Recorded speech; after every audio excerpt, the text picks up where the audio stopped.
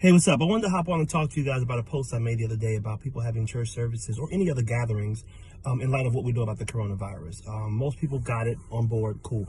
There are a couple of people who had issue with me using the word irresponsible, in that it was irresponsible to have these gatherings with the information that we have that's been made available. Here's the thing, right? Let me try to drill down and give you a little bit more context. We are in the middle of a pandemic. Pan means all. Means it's happening all over the world. There are 49 states where people have tested positive already. At the beginning of March, we were at about 89 cases or so in the states, I believe, and now we are at over 3,500, I think, close approaching 4,000. So the numbers are growing exponentially. The real part, at least that gives me pause, is the fact that we haven't done proper testing. It spreads very rapidly, and we don't really know how many people have been infected with the virus, right? We don't know. We have no idea because we don't even have the proper tools to do the tests, thanks to a lot of people in government.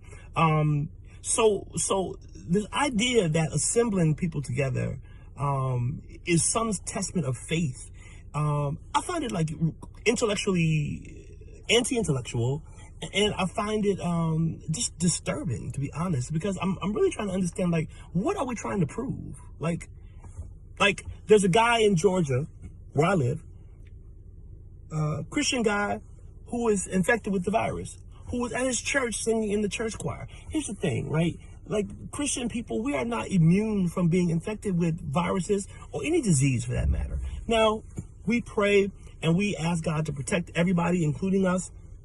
And we believe that happens in a lot of instances. But the truth of the matter is, it doesn't happen every time. And this is a case where we have been given information, data points, from scientists, from medical folks, who are saying to us, it's dangerous, potentially, to be having these mass gatherings because you have the potential of spreading the virus. Now, here's the truth. Most people, 80+%, will get it and be fine. Who get it will be fine. But there are other people who will not. People who are elderly, people who are immunocompromised, right? And some young folks, not just of those people. So the thing is, why not err on the side of caution and just chill for however long we need to until we can wrap our brains around this? Because here's the truth of the matter. It's all faith and power and scriptures and tongues until somebody contracts it at your church and then somebody's family files a lawsuit against you for creating that type of space. Then it won't be fun and games anymore, right? And I just think that this notion that in some way, if we don't gather, that we are living in fear, it's wisdom, it's common sense, right? It is akin to if your doctor said, all right, you have diabetes, right? You should not eat these things or drink these things or whatever the case is. And you continue to do it, saying, look, I can speak to my body. I have faith. God's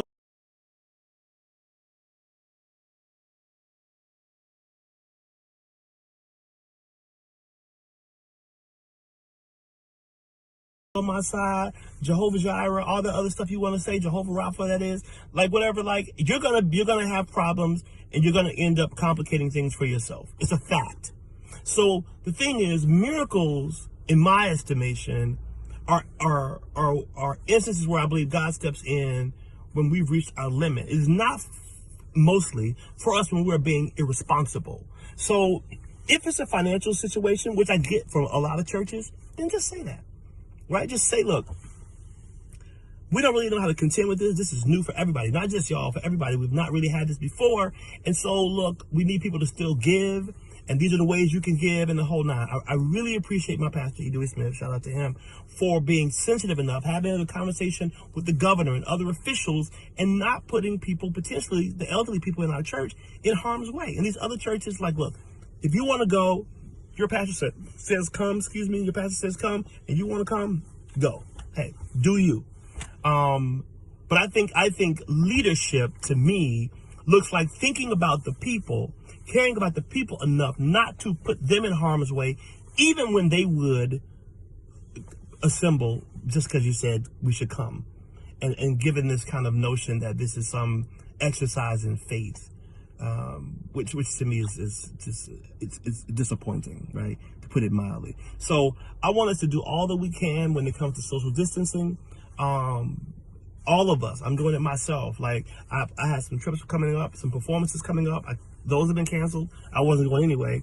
I had another trip that was that I planned. I canceled that because it's just responsible to do that. Again, you know. And lastly, let me say this: even if you're not a person who's presenting signs, you could be a person who is a carrier.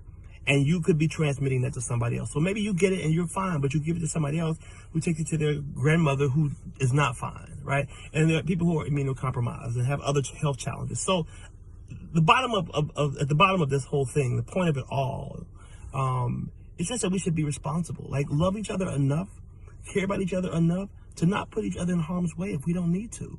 And it doesn't speak to your level of faith or anything of the sort. It just means that you care about people and you're doing the things that you can do in order to help us control this situation so that it gets to the place where we can go back to some sense of normalcy with our lives. All right? I love y'all. Be safe and practice social distancing. Peace.